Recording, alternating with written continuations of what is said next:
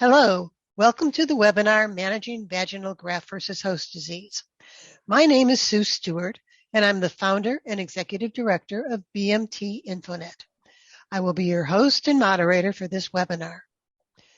I'd like to first thank Cadman, a Sanofi company, and Syndex Pharmaceuticals, whose support in part made this webinar possible.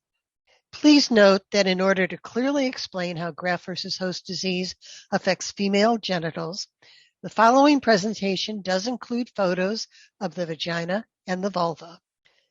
It's now my pleasure to introduce to you Dr. Lenira Mauad, who has prepared this presentation for this evening. Dr. Mauad is a gynecologist and an expert on vaginal graft-versus-host disease. She's worked with stem cell transplant patients in the Amaral Carvalho Hospital in the state of São Paulo, Brazil, since 2008. As a leading expert on genital GVHD, she helped develop guidelines for the treatment of vaginal GVHD for the Brazilian Society of Cell Therapy and Bone Marrow Transplantation, and is known internationally for her work in this field. Dr. Mauad has prepared this presentation, but has asked me to present it since her primary language is Portuguese, and of course we are presenting this in English. After I give you Dr. Mauad's presentation, she will join us for a question and answer period. So let's begin. So Managing Vaginal GVHD by Dr. Mauad.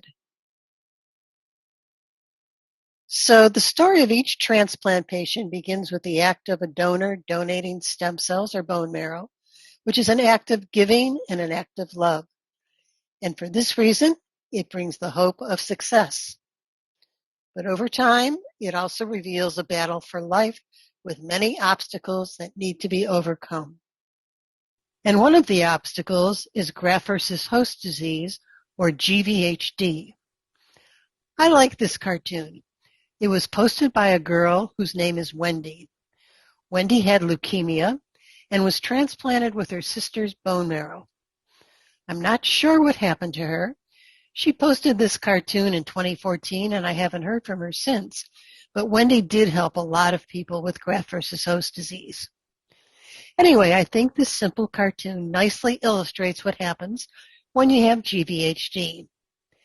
At first, the cells in the patient's body welcome the donor cells. But the donor cells don't recognize the patient's cells as something that belongs in the body, and thus they start to attack them. And as in this picture, so for example, when a donor sees Wendy's skin cells, the donor cells think, this is foreign. This is something I should attack. Stranger, I must destroy. And that, in essence, is graft-versus-host disease. So unless you are transplanted with cells from an identical twin, your cells and the donor cells will not be a perfect match. And as a result, the donor's immune system will not recognize the cells in your body as something that belong there. And it takes time for the donor's immune system to get used to you living with the cells in your body. And until then, there is a war between you and the donor's immune system, and this war is called graft-versus-host disease, or GVHD. Fortunately, nowadays, we have learned a lot about this unpleasant consequence of transplant, why it happens, and how to prevent it. So before we get started talking about vaginal GVHD, I think it's important that you understand and we review the various parts of the female genitalia. It's important that you know them so that you can examine yourself and stay in tune with your body. So this is a picture of the outer region of the female genitals, which is called the vulva. And it includes the labia minora, which is here. And then the space between them is called the interlabial groove. The clitoris, which is the pleasure-sensitive part of the vulva, is here. And this area above it is called the clitoral hood. The vestibule is the entryway into the vagina. And the urethra, which is here, which is where the urine comes out. And then the perineum is this area here between the anus and the vulva.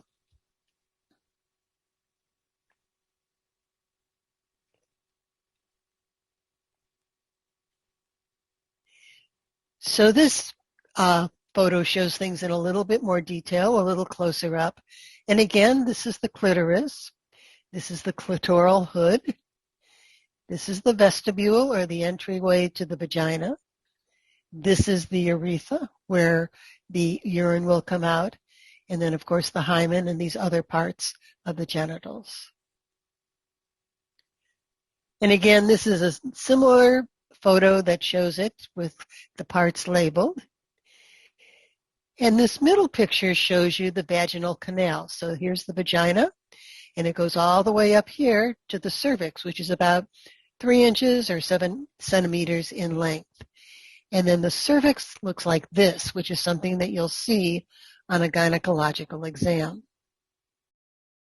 But why does genital GVHD deserve our attention? Because 24 to 69% of allogeneic stem cell transplant recipients can be affected by genital GVHD in varying degrees. And the most important reason is that we have underestimated the number of those with vaginal GVHD because many women don't report symptoms. After all, they don't even know them. And unfortunately, they get either not diagnosed nor do they get treated. So when do we need to take care of it? When does it start? And when does it go away? We can see that the genital GVHD can begin earlier than 100 days post-transplant, but the median time to genital GVHD symptoms range from 7 to 10 months, and sometimes they occur years after transplant.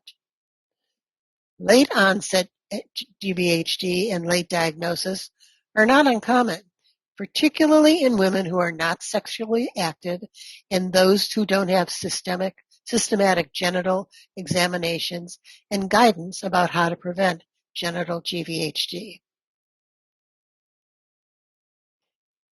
So, who is at risk? Fortunately, we can identify some risk factors. The source of cells is one of them. The use of peripheral blood as a source of cells conveys a 3 times higher risk of genital GVHD than if we have cells from bone marrow cells. GVHD in the oral mucosa and or ocular conjunctiva, that is the mouth or the eyes, as well as extensive areas of skin GVHD, also increase the risk of vaginal GVHD. These women should have a gynecological examination to detect genital GVHD, even if they don't have any symptoms in their genitals.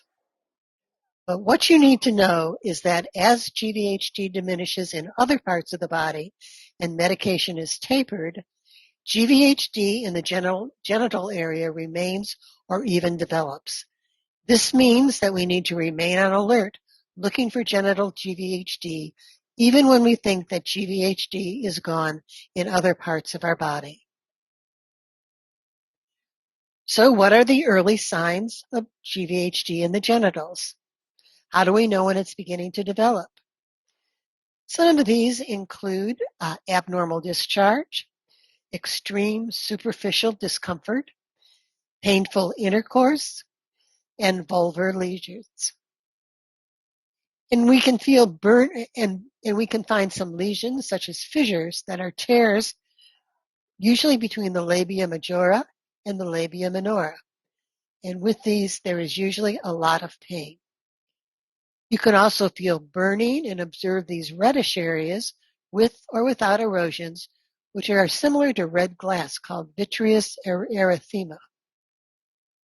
Or some painful ulcers can present in the vestibular area, and this too can be very painful. Here are some more erosions. This patient has abnormal discharge. She too needs to have a gynecological exam. And during the exam of the vagina and cervix, we can find behind the discharge erosions in the cervix and the vagina. External lesions will be symptomatic and the patient will ask for help. But particularly in patients who have not had a gynecological exam and are not engaging in sexual activity, vaginal lesions, which would cause bleeding or pain, have a greater chance of developing into a more serious problem as the adhesions narrow the vagina. So there are late aspects and deformities that we should be aware of. For example, there is severe vaginal adhesions that cause narrowing or complete vaginal obstruction, scarring of the clitoral hood, partial or complete disappearance or fusion of the labia, and vaginal adhesions that can narrow and completely close the vagina. Without diagnosis or treatment, over time the adhesions become firmer and the deformities become more evident and the clitoris is totally supplanted. Here's some disappearance of the fusion of the labia. In late stages, adhesion and scars can interfere not only with sexual activity, but they can also interfere with urination. You can see the area where you urinate is completely covered over there. Vaginal adhesions that can cause narrowing or complete closing of the vagina. The cervix may disappear and the vagina may become shortened and narrower. But maybe the more important point to be considered is how to prevent and avoid the consequences of genital GVHD. Patients should be instructed to go to the clinic when any symptoms appear or as soon as GVHD appears in other parts of their body or worsens, especially in the eyes and the mouth. If women and their doctors and caregivers are attentive, the appearance of these lesions should be a signal of a possible diagnosis of genital GVHD. Other changes that are important and need to be addressed include changes in the appearance of the vulva, scarring or buried clitoris, cobweb-like soft adhesions, firm adhesions, side-to-side firm adhesions with vaginal narrowing or obstruction. And this is important. Patients should receive instruction about the initial symptoms of genital GVHD and need to feel confident that they can count on their doctors to treat and solve their problems before genital GVHD arrives. So your doctor will determine the treatment based on the grade of GVHD at the moment of diagnosis. So for example, reddish mucosa is considered mild. If you have fissures in the vulva folds, that's considered medium range. And if you have labial fusion and all the late signs of vaginal GVHD, that's considered severe vaginal GVHD. So what are your treatment options? For treatment, it's important to reduce the irritation of the genital skin by only using warm water for hygiene. And you should avoid perfumed lotions and perfumed soaps, as well as tight underwear and clothes. What about non-prescription drug managements? Good skin care can be achieved with emollients like petrolatum, glycerin, and coconut oil that may be applied to the external genitalia to provide relief from itching or irritation. Lidocaine, a potent pain medication, when applied before hygiene or before sexual intercourse, can relieve pain or discomfort. So I'd like to draw your attention to the need to treat the changes caused mainly in the vulva and vagina by ovarian failure and premature menopause after transplant. Treatment is important not only to make the patient more comfortable, but also because the symptoms caused by lack of hormones can be similar to the symptoms of genital GVHD, and without proper diagnosis, it may postpone the proper diagnosis of genital GVHD. Now, there are a lot of things you can do, a lot of topical estrogen forms available to use. They can be applied as a cream, taken as pills, or applied with an estrogen ring that unfortunately they don't have in Brazil, but we do have here in the United States. So why do we need topical estrogen? Topical estrogen is essential not only because it increases the thickness of the vaginal mucosa, but it makes it more resilient. And it also helps the recovery of the vaginal flora and facilitates sexual intercourse. Other treatment options that you have here in the United States includes intrarosa, which is similar to hormone therapy, and also lubricants like a water-based KY jelly, which is commonly obtained over the counter at drugstores. In order to prevent vaginal changes, these topical treatments should be combined with either sexual intercourse or the use of vaginal dilators in order to be most effective. It's best to avoid intercourse, dilation, or medical action when inflammation is present in the vagina. It's better to wait for the lesions to respond to the drug treatment and improve before resuming intercourse or vaginal dilation. Failure to do so could make the vaginal inflammation even worse. Preventing scarring in the vagina is obviously important for your future sex life. But it can also be important because scarring can make the cervix inaccessible and make a pap smear or cervical cancer screening nearly impossible. And as everyone knows, these screenings are essential for all women. The medical treatments used for vaginal and vulvar GVHD are based on corticosteroids such as clobetasol for vulvar lesions and hydrocortisone in vaginal suppositories for vaginal lesions. Corticosteroids are effective in inhibiting the local GVHD process, but they can also cause more thinning of the mucosa, the lining of the vaginal walls. They must always be used with hormones. Tacrolimus, which also can be used in the vulva and vagina, doesn't have the same negative action in the mucosa, but it can be used if erosions or ulcers are present. When topical therapies fail to resolve the problem, surgeries may be required. So it's important to remember that knowledge is power and is an important tool to prevent vaginal GVHD. Women who are about to have a bone marrow or stem cell transplant need to have a baseline gynecological review and should be educated about the possibility of GVHD in the genitals and their early symptoms.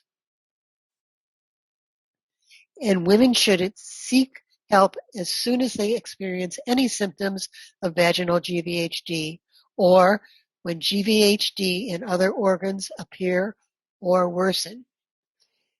And more than that, both doctors and patients need to remember the risk factors for GVHD.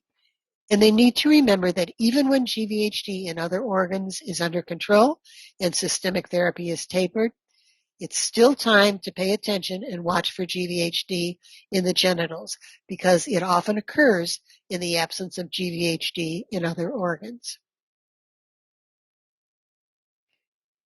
So, what should we do? Asymptomatic women who are not experiencing any symptoms, should get a gynecological routine evaluation. And doctors seeing these patients should include gynecological complaints in the routine evaluation of any transplant recipient.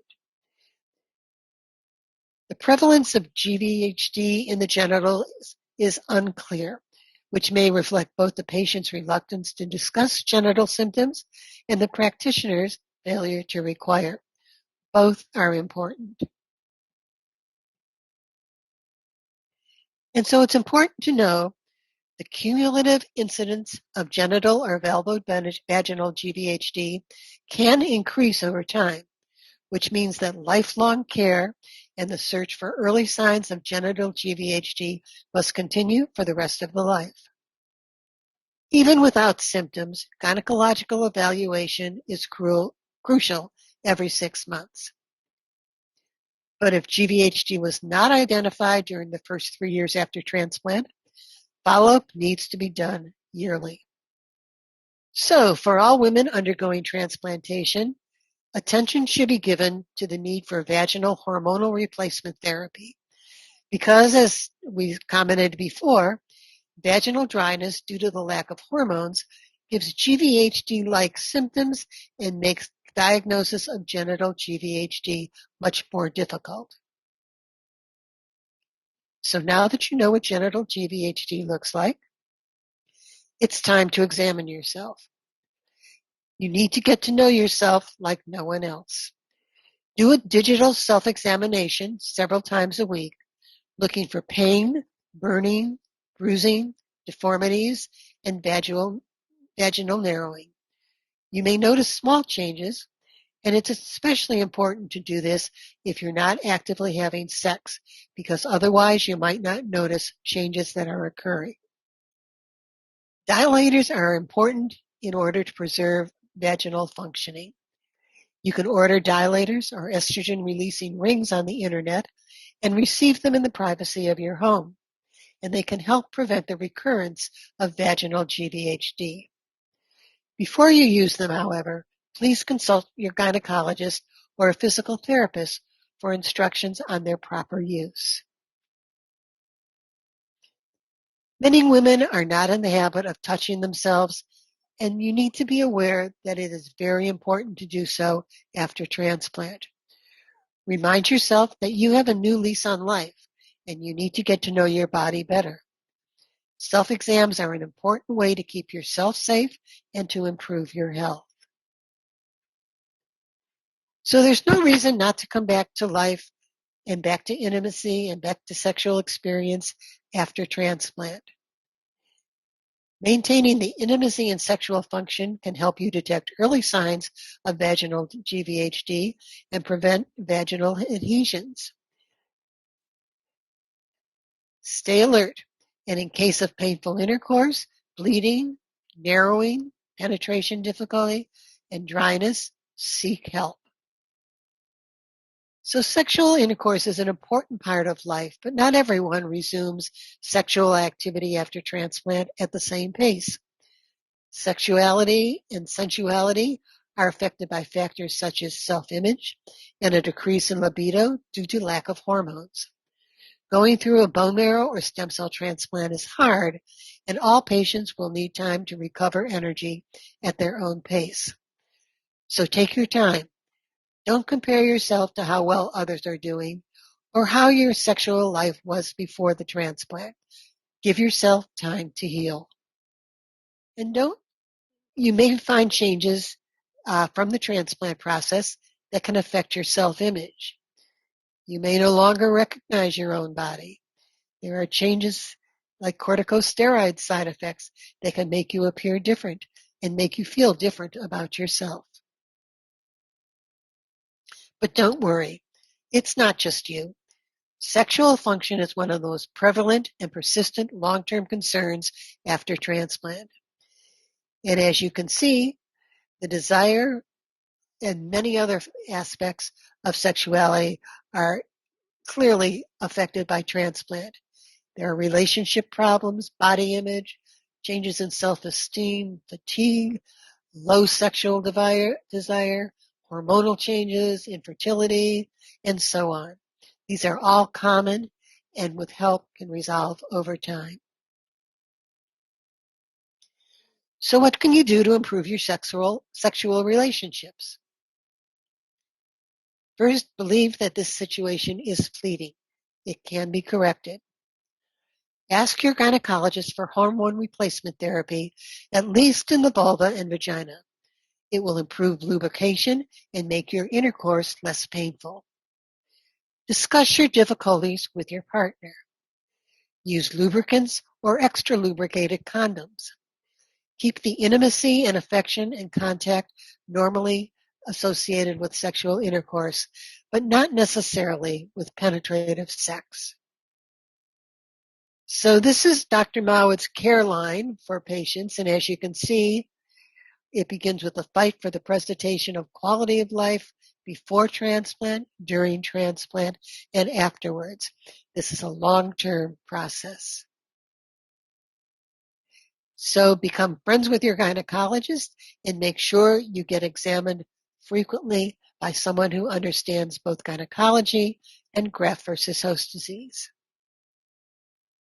So in summary, the management of genital GVHD needs to be focused on early recognition and specialist treatment with at least annual gynecological examinations.